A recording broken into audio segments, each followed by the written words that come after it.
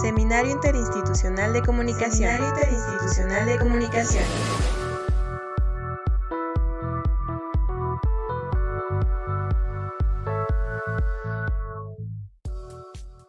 Buenos días a todas y todos.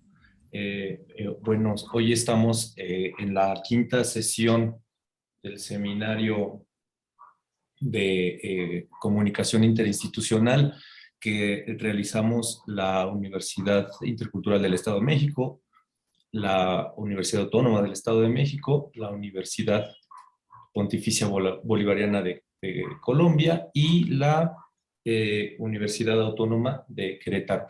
Y en la sesión de hoy tenemos las dos ponencias. La primera a cargo de la maestra Vanessa Salazar, quien nos presentará el tema retos de la inclusión educativa en tiempos de pandemia, la USAER número 52 en el Estado de México. Contamos en esta ocasión tenemos una invitada especial también, es Rosa María Lara López. Ella es licenciada en Educación Primaria por la Escuela Normal número 22 del Estado de México en San Felipe del Progreso y maestra en Ciencias de la Educación por la Universidad del Valle de México.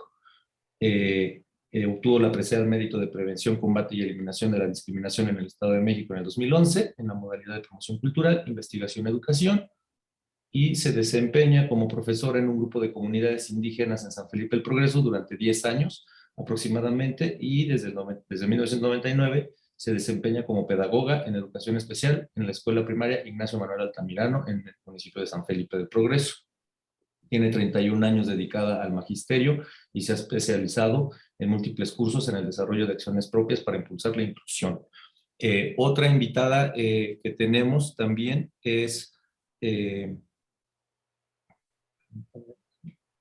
Dolores Heredia López. Ella es originaria de Uruapan, Michoacán, es trabajadora social y licenciada en psicología, tiene 30 años en la educación especial e inició con el aprendizaje de la lengua de señas en el 2003. Es presidenta de Realizarte, Educando Arte, Formación para la Discapacidad, y es miembro de la Asociación de Intérpretes del Estado de Michoacán. Ella nos va a ayudar en esta ocasión con lenguaje de señas para, para alimentar y complementar la presentación de la maestra Vanessa y de Rosa. Y finalmente, la maestra Talia Vanessa Salazar es licenciada en Comunicación Intercultural por la Universidad Intercultural del Estado de México, es maestra en Docencia y Gestión de Instituciones Educativas por el Colegio de Estudios de Posgrado de la Ciudad de México y es profesora investigadora de tiempo completo de la licenciatura en Comunicación Intercultural en la Universidad Intercultural del Estado de México. Sus líneas de investigación sobre las que trabaja son educación intercultural, género y tradición oral. Entonces, no sé si guste comenzar, maestra. Son 20 minutos de exposición aproximadamente y después pasaríamos con los comentarios de el doctor Ismael Colín. Ok, pues muchas gracias. Buenos días a todos y a todas. Es un gusto poder continuar pues con los trabajos del seminario. El día de hoy a la maestra Rosy y yo les vamos a compartir sobre uno de los temas pues un poco delicados de tratar en cuestiones de educación acá en México. Abordaremos los retos de la inclusión educativa justamente en los tiempos de pandemia, en la USAER número 52 del Estado de México. Voy a partir como de la idea de que, bueno, en México la pandemia por COVID ha intensificado bastante las desigualdades existentes en las comunidades indígenas, y esto ha sido no nada más en el ámbito económico o en el cultural o en el social, sino también en el ámbito educativo. Entonces, en este ámbito se visibiliza una problemática de exclusión porque hay muchos factores como la pobreza, como la marginación, ¿no? La violencia social, el desempleo, la desnutrición y pues el funcionamiento del sistema educativo. Ahora, con el proyecto de la nueva escuela mexicana, pues se ha buscado consolidar algunas bases para avanzar en la ruta de la educación inclusiva y pues así combatir algunas políticas y prácticas estandarizadas que ya estaban pues, que eran poco flexibles, ¿no? Que inequitativas y que pues ahora se busca que se genere la permanencia, la participación, el aprendizaje y el egreso de todas las niñas, niños y adolescentes y jóvenes en su amplia diversidad. Entonces, a partir de esta reflexión general, pues pensamos que es importante hablar sobre la desigualdad de oportunidades que existen en el sistema educativo de acuerdo con la condición de vulnerabilidad. Hay grupos poblacionales que han sido históricamente discriminados. Uno de ellos es pues la población con discapacidad. En México, y de acuerdo a la Encuesta Nacional de la Dinámica Demográfica del 2018, pues se dice que en el país hay 38.5 millones de niñas, de niños y adolescentes de 0 a 17 años que representan el 30% de la población. Y de ese porcentaje, 19.6 millones son hombres y 18.9 mujeres. También la ENAID dice que en el 2020, ¿no? que 580.289 son niñas y niños y adolescentes de 5 a 17 años quienes presentan alguna discapacidad, sea intelectual, auditiva, visual o motriz. Entonces, esta realidad, ¿no? de la pandemia ha evidenciado de manera más clara todas estas brechas económicas, sociales, culturales y tecnológicas que tienen las familias con integrantes que presentan alguna discapacidad. En México se trabajan como con 3 conceptos, que es la discapacidad, condición y aptitud sobresaliente.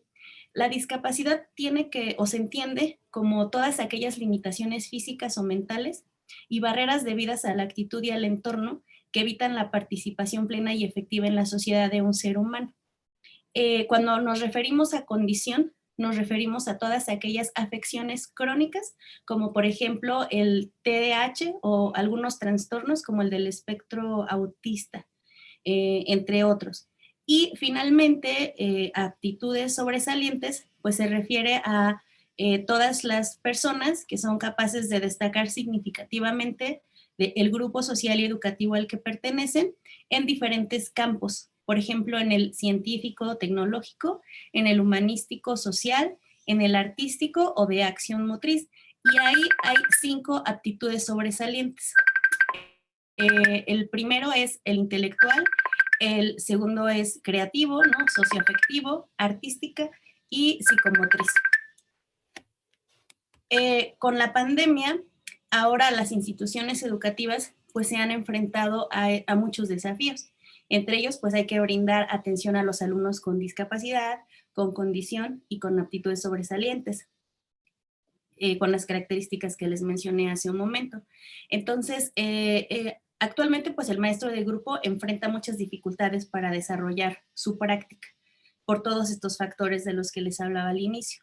Pero en el caso de los estudiantes, ¿no? con discapacidad, en México, por ejemplo, son atendidos por diferentes servicios educativos. Desde, por ejemplo, 1994, son atendidos por el Centro de Atención Múltiple, ¿no? los CAMS, y por la Unidad de Servicios de Apoyo a la Educación Regular, que es la USAER.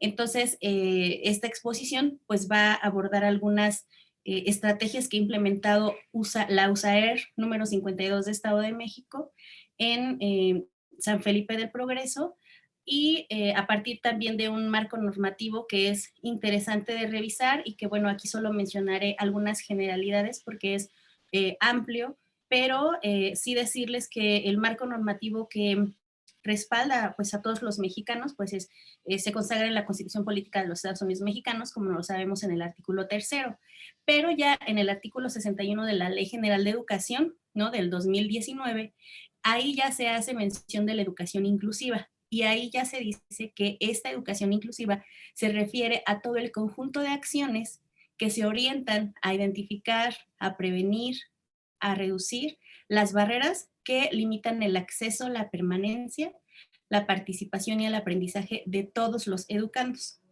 Y el objetivo pues es eliminar prácticas de discriminación, prácticas de exclusión y también de segregación. Entonces, el Estado, ¿no? garantiza el derecho a la educación a las personas con condiciones especiales o que enfrentan barreras para el aprendizaje y la participación a partir de la educación especial. Esta educación especial se debe de prestar en condiciones necesarias, previa decisión y valoración por parte tanto de los estudiantes como de los padres de familia, de los tutores e incluso del personal docente, o bien que ya se deriven de una condición de salud y que ya sea como un diagnóstico, ya exista un diagnóstico. ¿Cómo hace el Estado o cómo pretende hacer el Estado todo, pues atender a las personas con discapacidad con condición o aptitudes sobresalientes? Pues también lo dispone en la Ley General de Educación y dice que hay que facilitar el aprendizaje en diferentes sistemas. El sistema braille, ¿no? Medios y formatos de comunicación alternativos, ¿no? Se tiene que facilitar la adquisición y el aprendizaje de la lengua de señas, todo ello dependiendo de las capacidades de quien va a recibir la educación. Y además se tiene que asegurar que los estudiantes que sean ciegos, sordos o sordociegos reciban educación en los lenguajes y los modos o medios de comunicación más apropiados pues a las necesidades de cada persona. Y esto tiene que permitirles alcanzar su máximo desarrollo académico, productivo y evidentemente social. En el caso de las personas con aptitudes sobresalientes, pues la Ley General de Educación dice que se deben de diseñar las estrategias pertinentes también dependiendo de la aptitud sobresaliente que tenga el estudiante o el estudiante y pues de esta manera también ayudarlos a su desarrollo social. Es importante como mencionarles que todo el proceso de diagnóstico, de identificación, de instrumentación y de evaluación de estas estrategias de las que les hablaba hace un momento, pues es determinada por la autoridad educativa federal y o estatal. Pasando ya como a la experiencia de la USAER número 52, y ya sabiendo como este marco normativo como muy general, porque hay otras leyes, no hay otros convenios que también fortalecen o pretenden fortalecer la atención a personas con discapacidad, con condición y con aptitudes sobresalientes. Pues bueno, en el Estado de México, el sistema educativo brinda atención a estudiantes con discapacidad a partir de 165 centros de atención múltiple y 272 unidades de servicio de apoyo a la educación regular. Los CAMS, los primeros que les mencioné, atienden a estudiantes con necesidades educativas que son asociadas con discapacidad múltiple o trastornos generalizados del desarrollo desde la educación inicial, preescolar, primaria, secundaria y formación para el trabajo. Mientras que la USAER ofrece atención a más de 34,000 alumnos con discapacidad y aptitudes sobresalientes en el preescolar, primaria y secundaria a través de un equipo de profesionales de educación especial que trabajan en conjunto con directivos, con docentes de grupo y con padres de familia, que eso es lo interesante, ¿no? La finalidad de USAER es eliminar todas las barreras que obstaculizan la participación y el aprendizaje de los alumnos con discapacidad y aptitudes sobresalientes a través de diagnósticos que se realicen dentro de las escuelas, ¿no? Creaciones de ruta de mejora escolar, ¿no? Detección iniciales de los estudiantes a través de una evaluación psicopedagógica y en los casos ya que se requiera, pues a través del desarrollo de un plan de intervención, que por lo regular, pues estos planes de intervención se realizan constantemente, ¿no? San Felipe del Progreso, bueno, USAER, la USAER de número 52 que está ubicada en San Felipe del Progreso, trabaja en 4 comunidades: San Antonio Mextepec, Santa Cruz Mextepec, que son consideradas comunidades rurales por el alto grado de marginación y el rezago social que reporta Sedesol. Y San Felipe del Progreso Centro, al igual que San Agustín Mextepec y San Pedro el Alto, que son consideradas comunidades urbanas también por Sedesol. Entonces, la USAER número 52 está integrada por un director, por 8 maestros de apoyo, hay una maestra de comunicación, una psicóloga y una trabajadora social. A partir de las necesidades que generó la pandemia, pues las funciones de cada integrante ha tenido que modificarse y entonces hay ciertas funciones, bueno, no, hay varias funciones compartidas por parte de este equipo. Tiene que ver con participar, o todas estas, los integrantes o todo el equipo que les comenté, pues tiene que participar en el diagnóstico primero de las escuelas que requieren el servicio, ¿no? Tienen que asesorar con acciones y estrategias que se incluyan en un programa escolar de mejora continua de las escuelas que apoyen el servicio, ¿no? Y esto se hace con la finalidad de promover e implementar algunas políticas y sobre todo prácticas de culturas inclusivas, ¿no? Actualmente pues es a nivel virtual o presencial. Se tiene que apoyar también en la implementación de acciones, estrategias, participar en el seguimiento para identificar el impacto e implementación de estas estrategias, ¿no? Ahora todos se tienen que poner de acuerdo para realizar videollamadas de WhatsApp, ¿no? Implementar el uso de materiales y recursos educativos, tienen que realizar tutoriales que no nada más van dirigidos pues al alumno, ¿no? A la alumna, sino también a los padres de familia, porque recordemos que hay muchos niños que dependen totalmente, ¿no? Dependen al 100% de sus padres para poder pues estar en la escuela.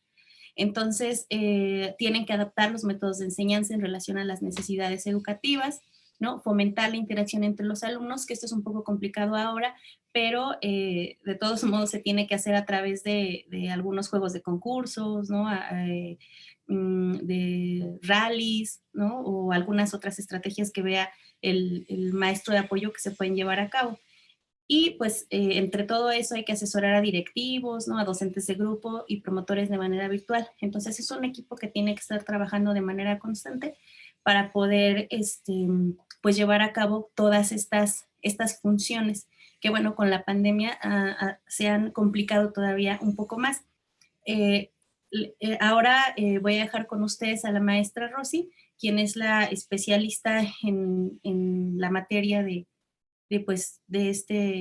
este proyecto, quien les va a explicar, ¿no? De manera también muy general, pues cómo es que trabaja USAER. Bueno, buenos días.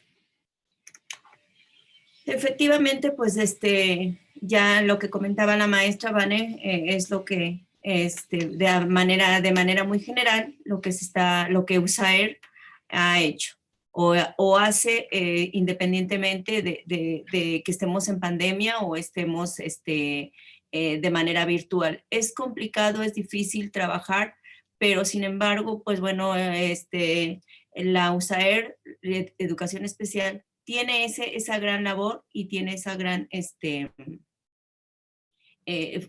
esas grandes actividades que tenemos que hacer, trabajar de manera interdisciplinaria con todos, con directivos, a quien se le tiene que asesorar para poder trabajar, para que asimismo él trabaje con sus maestros y los maestros nos puedan apoyar en la detección inicial de los alumnos que puedan presentar alguna discapacidad, alguna condición o alguna otra situación. ¿Para qué? Pues para cumplir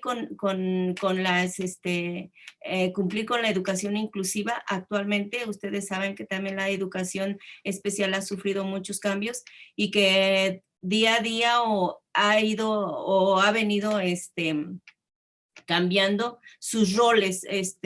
Hace aproximadamente 20 años, pues la USAER no existían los grupos GAP, en donde se elegían a los alumnos y se incluían en un solo grupo. Después ya viene la USAER, en donde pues ya se tiene que trabajar, viene la integración educativa, donde se tienen que trabajar con los alumnos dentro del grupo, pero y también fuera de grupo. Sin embargo, actualmente, pues bueno, la USAER tiene otra función.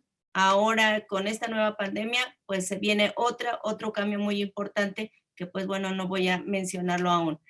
Pero sí, lo primero que hacemos es precisamente que el maestro de apoyo, y nosotros los maestros de apoyo estamos 5 días a la semana en las escuelas.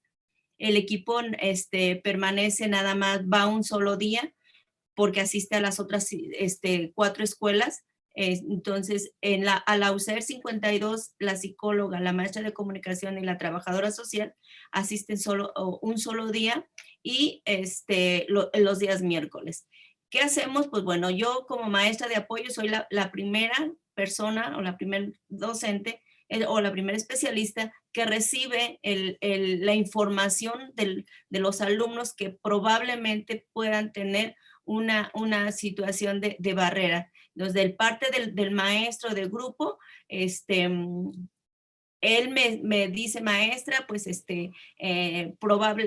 observé ciertas situaciones en mi alumno y creo que pues vamos a trabajar con él. Entonces, bueno, ya el titular del grupo, pues ya le decimos que cuáles son algunos recursos específicos para avanzar en ese proceso de aprendizaje. Posteriormente, yo realizo una intervención diversificada. ¿Qué es esto? Bueno, pues una planeación en donde se trabaje con todo el alumnado para observar directamente, sin que el niño se dé cuenta que lo estamos observando.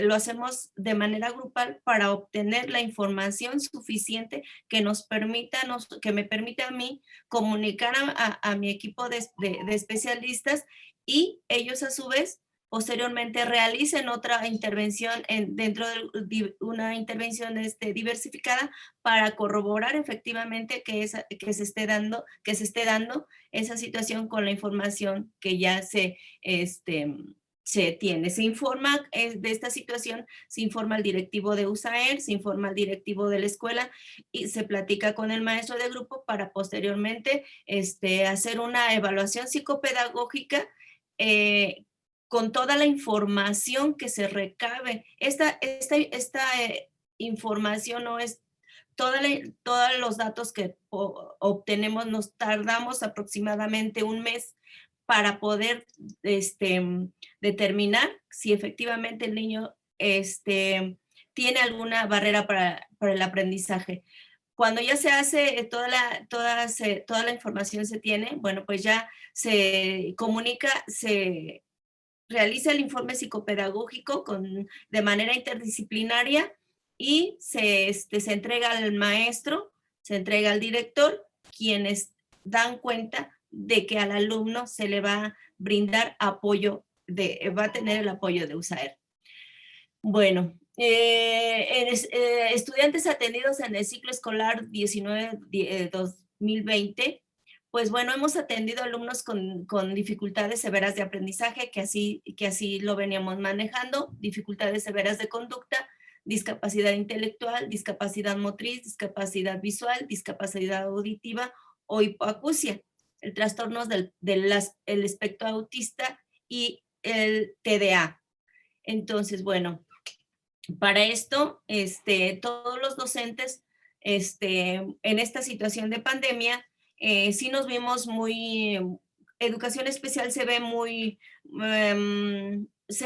la atención para los alumnos se ve un poquito complicada, porque principalmente pues son niños que de escasos recursos, como ya lo comentaba la maestra Vane, que no todos y la gran mayoría tienen una computadora, un celular, no cuenta con ello. Entonces, al vivir en zonas rurales, el acceso a internet pues tampoco es suficiente. Entonces, por lo tanto, pues es difícil.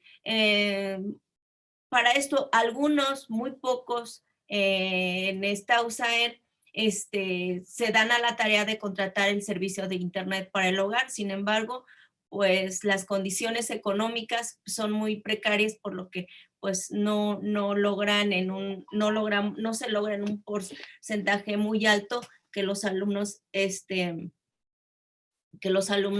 puedan salir a tener ese servicio. Entonces, también el desconocimiento de uso de las diferentes tecnologías de la información y la comunicación, pues es otro reto que también tenemos que enfrentar los maestros en esta pandemia y obviamente pues los alumnos. Va a continuar, Vane.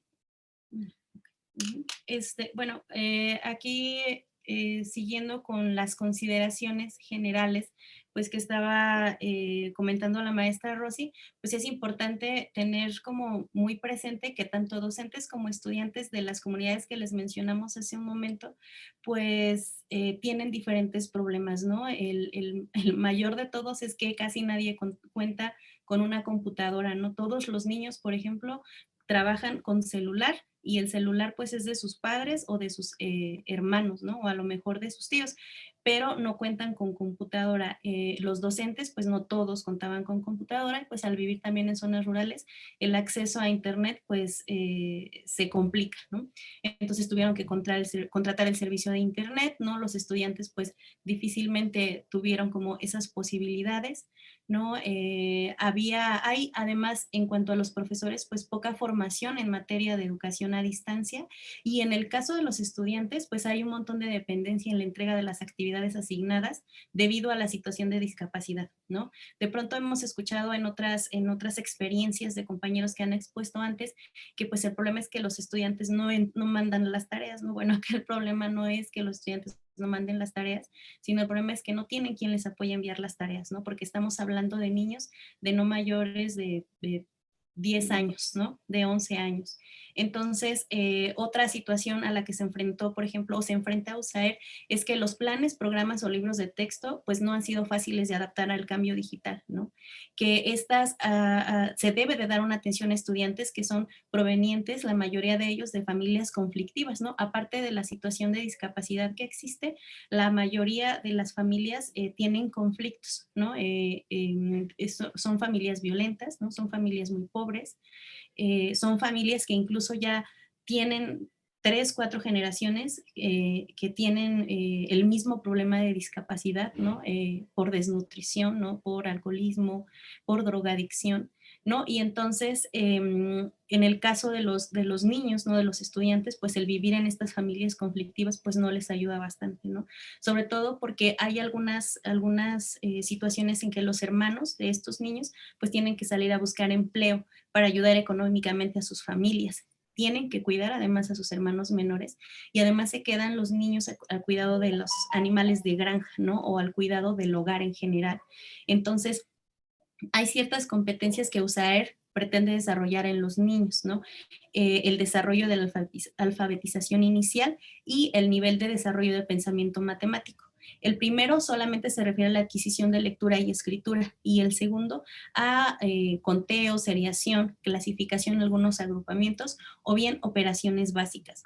Entonces, ya con todo este contexto que tenían los docentes de USAER y que nada más tuvieron, no sé, menos de un mes para organizar todo su plan, determinaron implementar algunas estrategias.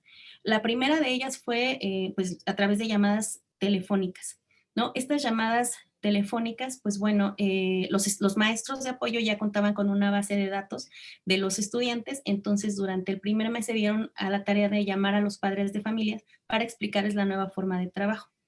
Entonces, los padres a su vez informaron a sus hijos cómo tendría que ser la entrega de estas tareas, la realización, ¿no? de todo ello. Y pues finalmente las llamadas telefónicas ha sido como lo que más se ha utilizado, ¿no? Se han asignado horarios para trabajar con los niños, con quienes estuvieron pendientes los primeros 4 meses, y entonces los mismos niños empezaban a mandarles mensajes a sus profesores de a qué hora me va a marcar, maestra no me ha mandado tarea. Las llamadas telefónicas, bueno, también tuvieron el objetivo de abordar aprendizajes esperados. Se daban clases muy cortas, ¿no? De, no sé, 40, 60 minutos, y los docentes pues recurrieron como a las llamadas telefónicas de manera constante, ¿no? Lo que hacían muchos niños es que en estas llamadas telefónicas pues les contaban cuentos a los maestros, ¿no? Hola maestra, ¿cómo está? ¿Qué está haciendo? Fíjese que estoy aburrida, le voy a enseñar a jugar un juego, ¿no? Los niños buscaban como otra forma de interacción que no nada más tenía que ver con una cuestión académica, ¿no? Y sobre todo en horas como pues, después de las 9 de la noche, porque pues yo creo que era cuando llegaban los familiares, ¿no? Dueños de los teléfonos celulares.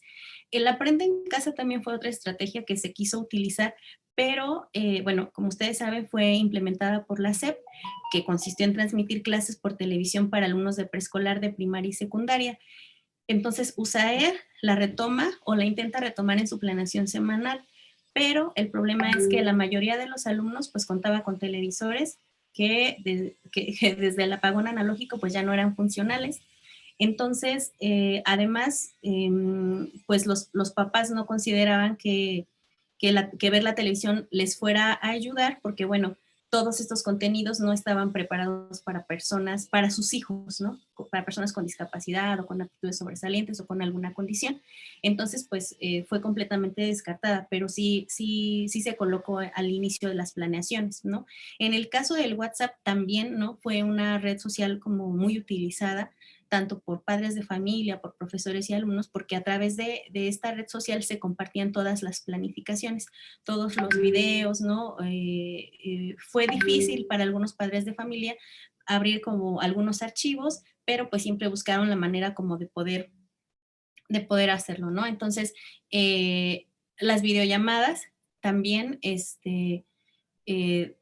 se fueron ocupadas, ¿no? Aquí el propósito era explicar temas, realizar actividades diversas, ¿no? Escuchar a los estudiantes, ¿no? Se realizaban a través de WhatsApp, ¿no? Y tenían una duración de 40 minutos aproximadamente, ¿no?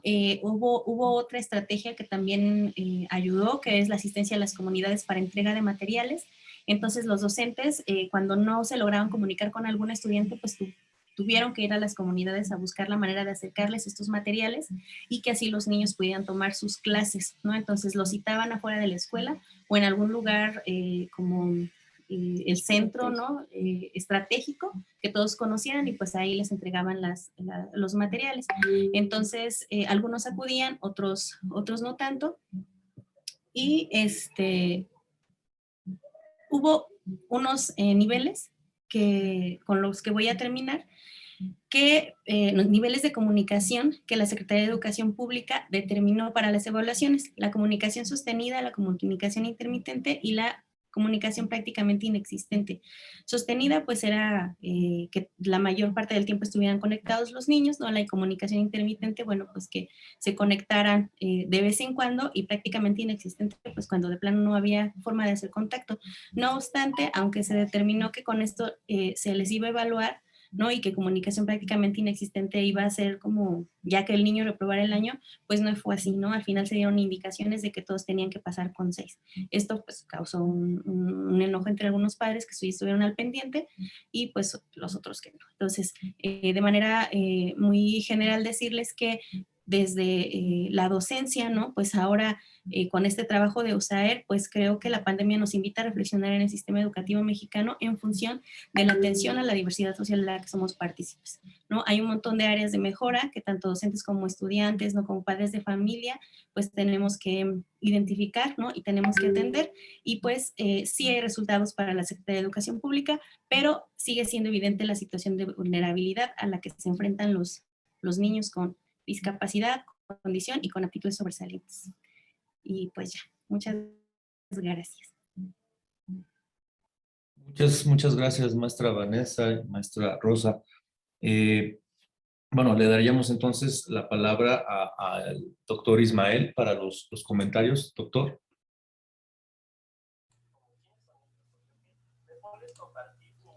Sí, muchas gracias. Muchas gracias, Joel, Vane, maestra Rosa, allá la maestra Dolores, que nos está apoyando con la comunicación con lenguaje de señas. A los que nos siguen, muchas gracias y buen día a todos. Pues el texto es muy interesante. Muchas felicidades a las dos, a los tres que están participando. Y bueno, voy a hacer una serie de comentarios que me produjo la lectura del texto. Espero puedan ser útiles también para la reflexión y para el trabajo que ustedes están desarrollando. Si bien digo, hay una serie de elementos que por lo menos habíamos postulado desde que diseñamos el seminario, me parece que varias cosas se conectan en este encierro y con los trabajos que ustedes nos están mostrando en esta investigación. Voy a ir leyendo algunas notas que anoté y que después se las voy a compartir espero sean útiles. Este trabajo invita a pensar su abordaje desde dos narrativas desde mi punto de vista. Una que intenta enmarcarse en la lógica y los discursos institucionales, y otra que intenta desvelar los relatos y vivencias dialógicas de maestras y maestros y estudiantes.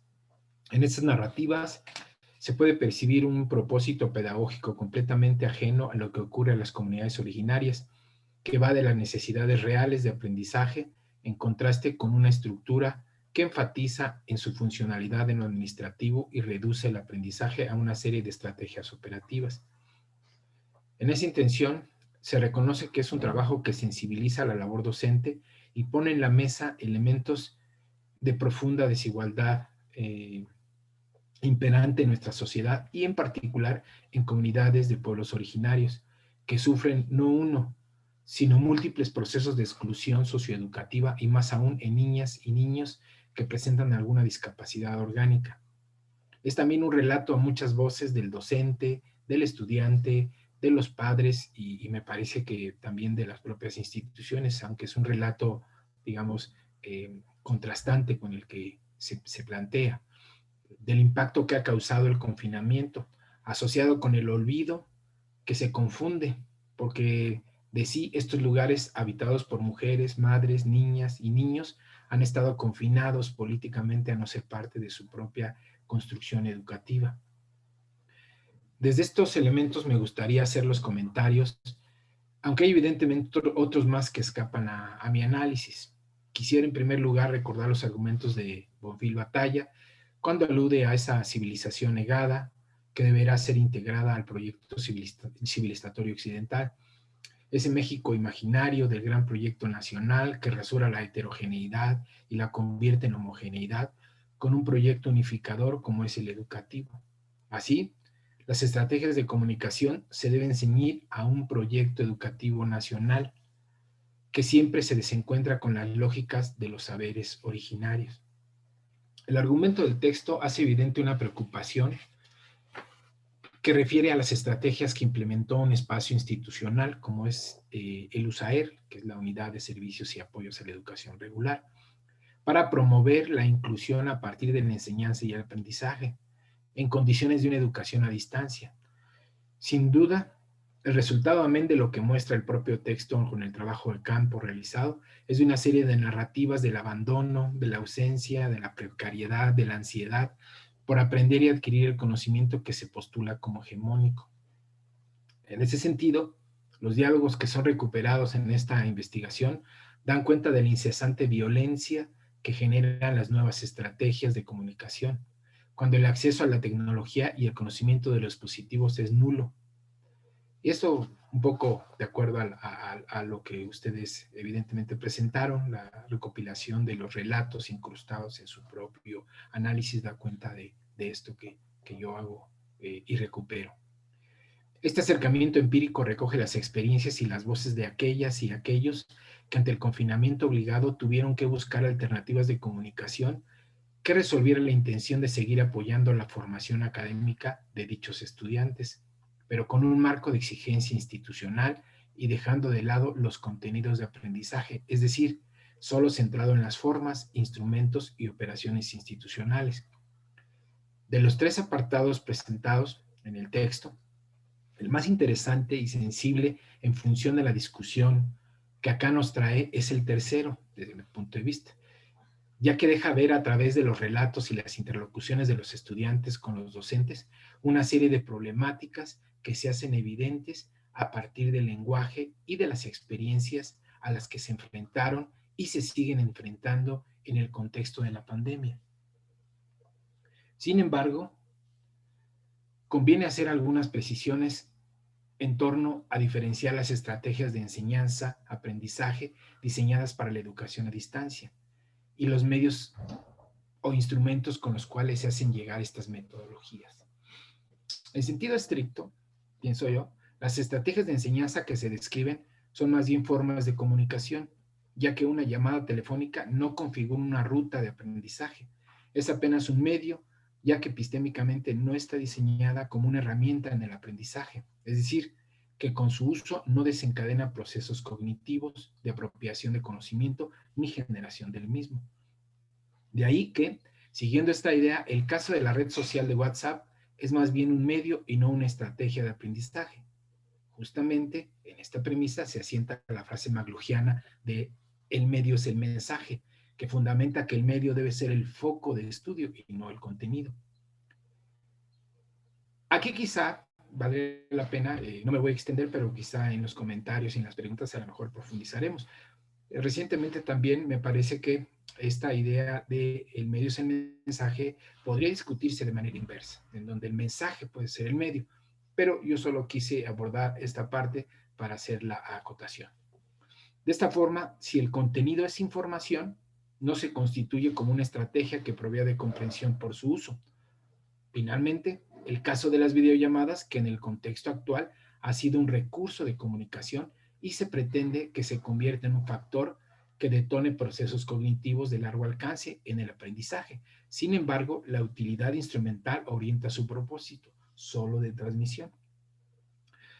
Hay un elemento en este trabajo que particularmente llama mi atención, y es en virtud de las estrategias comunitarias y particularmente a lo que refiere establecer calificaciones en función del grado de comunicación que se tuvo con los estudiantes. Ese me parece un elemento interesante que puede, digamos, de manera importante utilizarse para hacer análisis posteriores, salvo a mí me parece que haría falta un trabajo teórico, metodológico y epistémico para lograr entender esto. Creo que apunta bien, pero aparece como un dato algo desconectado, ¿no? Por lo menos en el proceso de las propias metodologías, pero interesante en su propio análisis. A decir de esta decisión, que está fundamentada en un acuerdo que se incorporó previo al cierre del ciclo escolar 2021, donde la medida para asignar una calificación está en virtud del nivel de comunicación establecido entre las dos partes, docentes y estudiantes, que a decir de este acuerdo se clasificó en sostenida, intermitente e inexistente. Por encima de los contenidos y el aprendizaje, se valoró más la forma de comunicación, lo que resalta en función de la temática abordada, pero sobre el proceso de enseñanza-aprendizaje no aporta particularmente nada. Si bien esta circunstancia de emergencia sanitaria provocó una parálisis en las formas, los medios y los procesos de aprendizaje, vale la pena someter a juicio crítico estas formas de evaluación, no porque no tengan representación colectiva, sino porque justo se hace necesario colocar estos indicadores de comunicación como parte de unos procesos de mayor discusión teórica y, por supuesto, metodológica. Finalmente, vale la pena, desde mi consideración, problematizar la información y convertirla en fuente de alternativa crítica frente a los rezagos y las desigualdades. De otra forma, la posibilidad de reconocer otras formas, valga la expresión, de aprendizaje se vería obstaculizado por la rigidez de las estrategias y los discursos institucionales. Asomarnos a una mirada desde las propias narrativas comunitarias y colectivas puede ofrecer una nueva forma de construir estrategias de enseñanza y aprendizaje para los grupos con alguna discapacidad orgánica, como es el caso del trabajo descrito. Es decir, enmarcados en un esquema dialógico intercultural, como apuntan en un inicio los autores de esta investigación y de este texto. Pues estos son mis comentarios, espero sean útiles y seguramente en el espacio de preguntas y respuestas podríamos profundizar un poco más. Joel, colegas, muchas gracias. Muchas gracias, Ismael. Bueno, entonces seguiríamos ahora ya abriendo un poco el foro a los asistentes. No sé si alguien tuviera algún comentario o alguna pregunta. Estoy acá revisando en Facebook y solamente, bueno, saludos y agradecimientos por la transmisión. Miriam, adelante. Gracias, buenos días a todos. Gracias, Vanessa y colegas que la acompañan para esta presentación que me parece ampliamente interesante y, como bien menciona Ismael, pone sobre la mesa una problemática ya de por sí importante y que, como dejan ver con el estudio, pues se acentúa con la pandemia. Entonces, yo creo que los comentarios de Ismael son altamente atinados en el sentido de cómo concebir, en este caso, el medio. Y cómo eso evidentemente resta como tal. Yo tengo una pregunta más que un comentario en esta problemática que nos presentan, porque En las últimas décadas, ustedes lo saben, y desde las convenciones internacionales, se está pensando, y sobre todo con esta agenda que tenemos hacia el 2030, se habla de esta educación inclusiva. Y evidentemente este aspecto busca abarcar la problemática de los niños y jóvenes que necesitan educación especial. Yo he revisado últimamente algunos documentos y algo que se pone mucho sobre la mesa es, más que tener esta educación especial o especializada para las personas que presentan características diferentes, discapacidades, etcétera, se busca que se integren en la educación, en los contextos educativos generales, ¿no? En la educación pública, etcétera.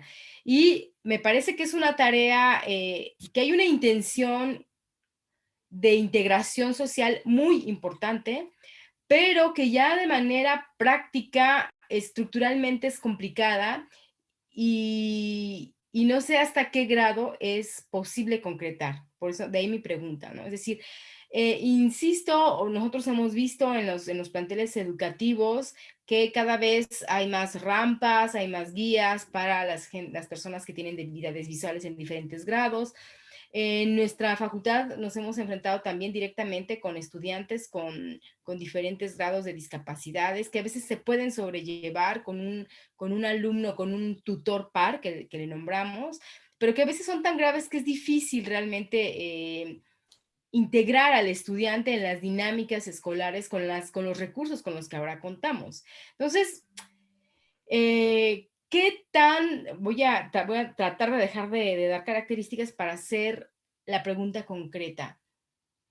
Ustedes que están viviendo esta experiencia con niños que sufren de estas discapacidades, ¿es más importante realmente generar una infraestructura que ofrezca una educación especial de calidad o tratar de integrar a los niños a la educación que no es especial o especializada para ellos y formar a los profesores y a sus compañeros en, pues, todas las características que debemos poseer para realmente integrarlos, ¿no?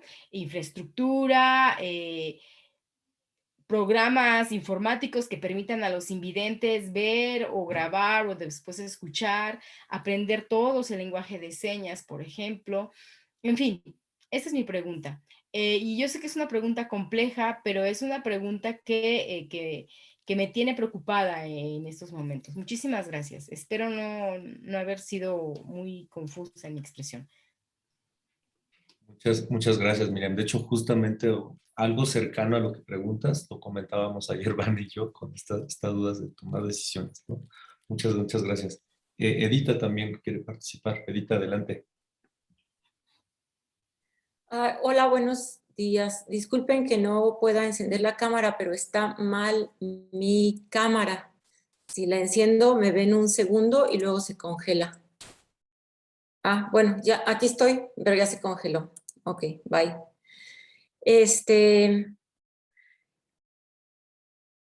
Bueno, yo quiero hacer algunos comentarios así a ojo a vuelo de pájaro. El primero, felicidades por este trabajo de reunión, de sistematización, que atiende las actividades cotidianas locales y que es lo que nos toca hacer como universitarios, como académicos. Los datos que dan a mí me parecen escandalosos en términos sociales, en términos que vienen a explicar las condiciones de educación en México. Educación es un sistema educativo mexicano totalmente heterogéneo, desigual e injusto. Y lo que ustedes exponen es la manera como se reproduce esta desigualdad, esta injusticia, y cómo en estas condiciones de COVID se han agudizado estas mismas situaciones, ¿no? Me llamaba la atención, creo que el documento está bien armado.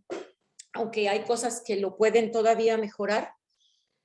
Pero de los datos que me llamaron la atención en un pastel que pusieron ahí en colores, el 61% de los estudiantes tiene severos problemas para aprender. O sea, eso tendríamos que ver en qué consisten estos problemas, si es falta de alimentación, si es distracción, si son faltas de condición, porque además hay un 25% que tiene discapacidad intelectual.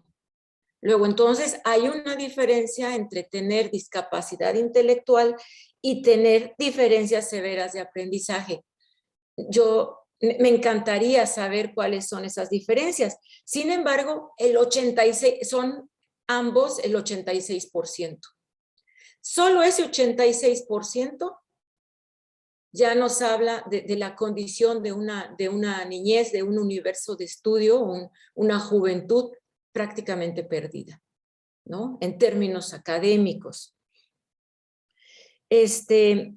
Hay otras cosas que se señalan como falta de interés a veces por parte de padres de familia.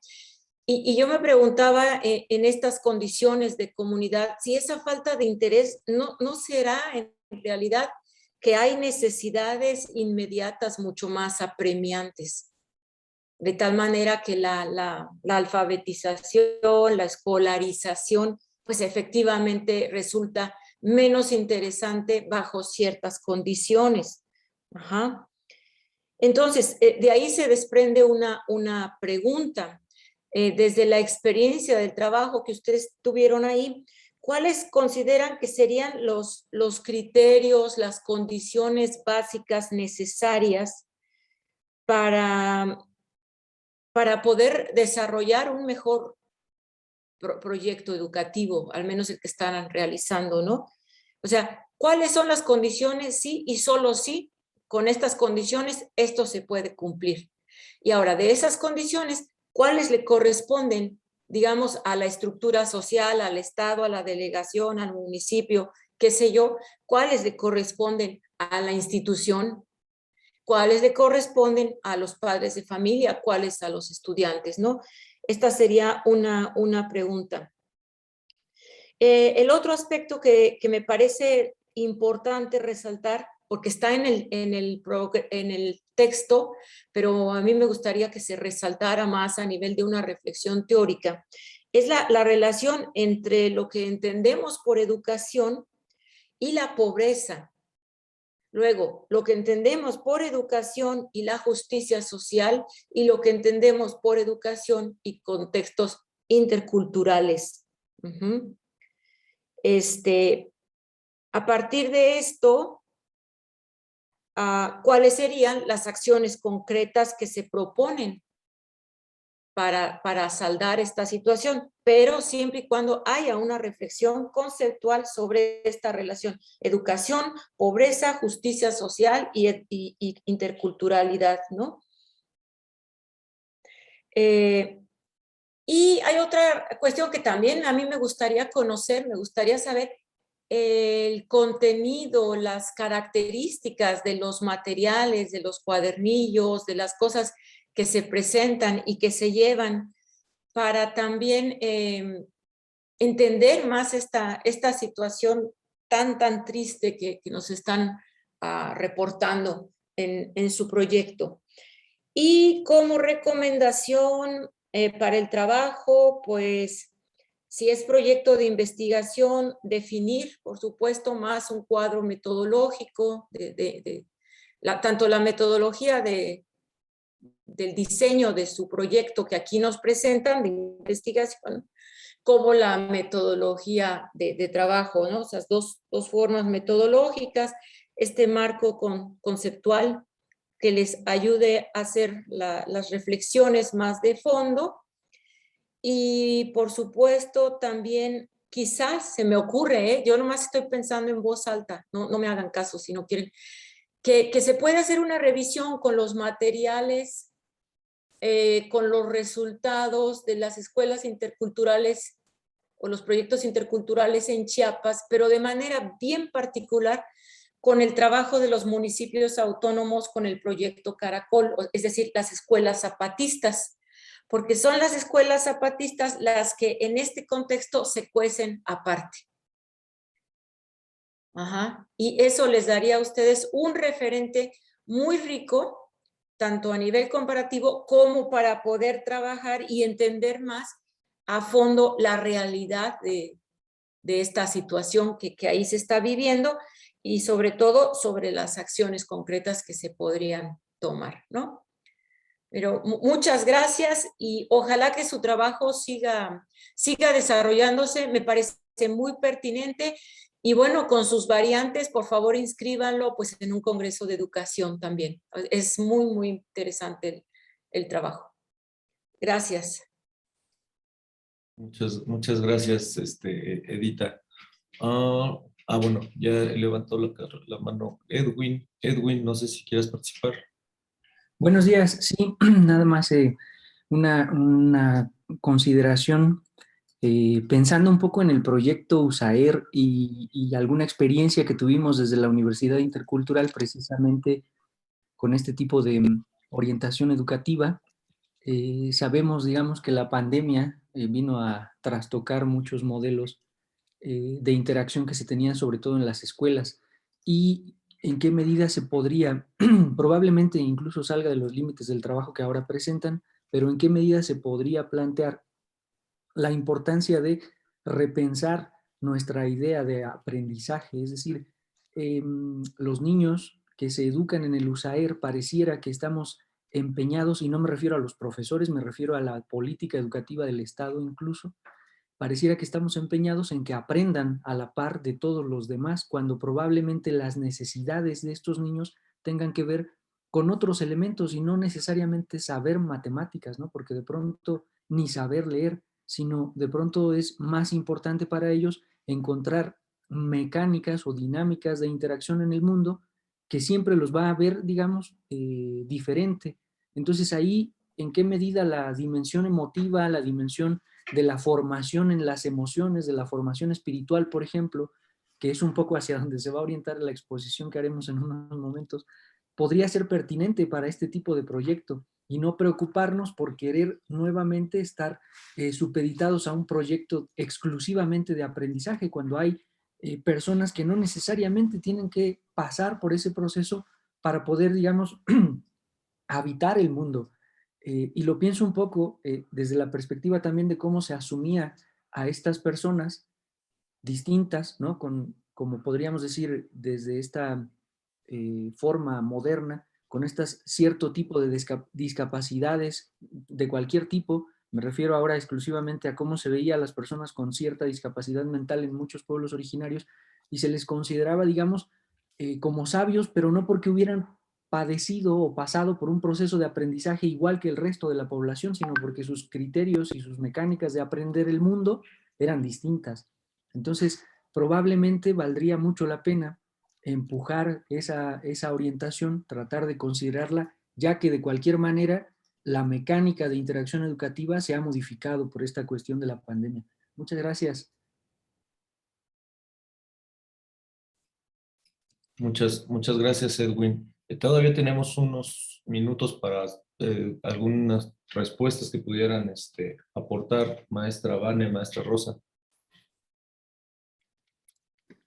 Ajá. Bueno, miren, en relación a la primera pregunta que se nos hacía, sabemos que la función de la USAER actualmente es proporcionar apoyos técnicos, metodológicos y conceptuales a través de acciones de orientación, asesoría y acompañamiento que garanticen una atención de calidad a la población escolar, particularmente a aquellos con discapacidad, aptitudes sobresalientes y que enfrentan barreras para el aprendizaje y la participación y se encuentren en el riesgo de exclusión.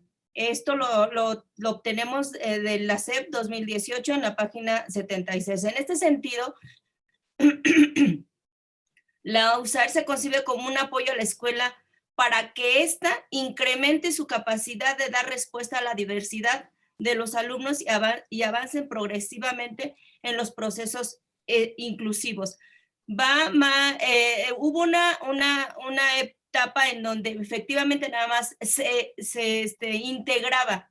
Integración educativa era ingresar al alumno al aula sin los apoyos específicos que se le tenían que proporcionar.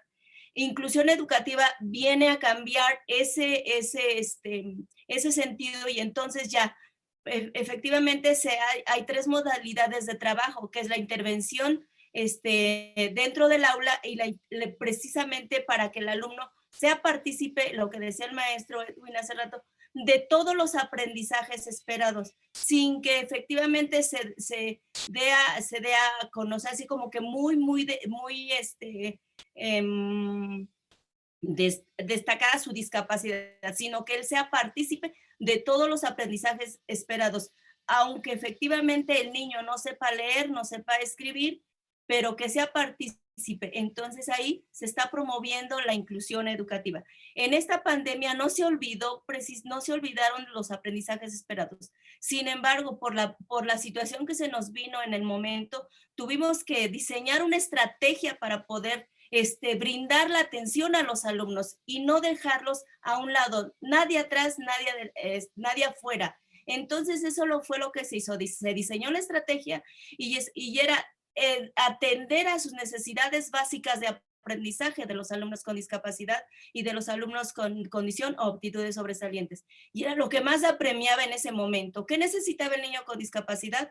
Efectivamente era desarrollar la alfabetización inicial, que es uno de los aprendizajes esperados de primaria cuando el niño aún no ha adquirido la lectura y la escritura.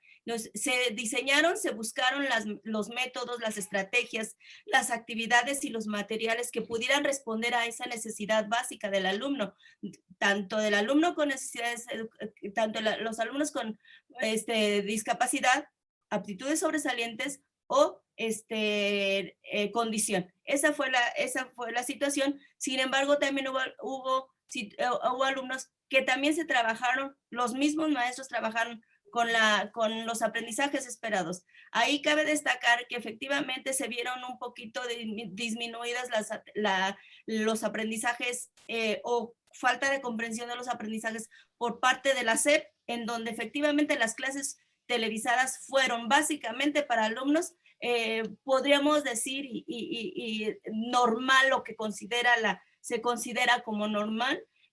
No hubo estrategias, no hubo por parte de la SEP cómo atender esa población. Gracias.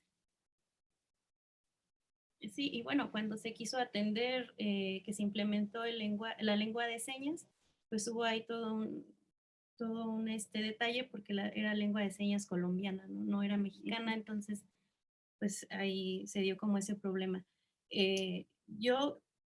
Bueno, que finalmente se justificó así, ¿no? La SEP, no, sí estamos atendiendo a los niños con discapacidad, ¿no? Pero solamente vieron pues esa discapacidad, no las otras. Para no llevarme como más tiempo del que nos corresponde, voy a tratar como de abordar los comentarios y las preguntas que nos hicieron muy atinadamente. Muchas gracias. La verdad es que este es un proyecto que está en construcción. Pareciera que no, pero nos está costando un poco de trabajo su planteamiento, porque hablar de educación especial, este debate del que hablaba el doctor Ismael, ¿no? Del discurso institucional con estas vivencias, ¿no? Con lo que realmente se lleva pues a la práctica, pues nos tiene ahí como en una encrucijada, ¿no? También, sobre todo por el aspecto metodológico, pero lo que yo quiero como dejar también aquí sobre la mesa ahora es que, bueno, San Pedro el Alto, San Felipe del Progreso y estas comunidades que yo les refiero, son comunidades que tienen muchas cosas interesantes, pero pues muchas también como complejas de entender, ¿no? Hay muchas familias que viven en el alcoholismo, que viven en la drogadicción, ¿no?